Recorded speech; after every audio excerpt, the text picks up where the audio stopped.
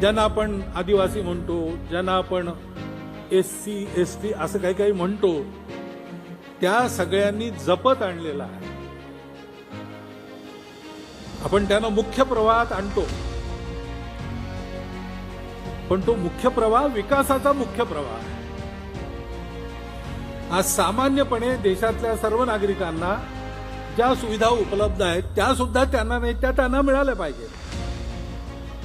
सामान्यपणे देशातल्या नागरिकांना आपल्या विकासाचे जे अवसर मिळतात ते त्यांनाही प्राप्त झाले पाहिजे. या विकासाच्या मुख्य प्रवाहात आपण त्यांना आणतो,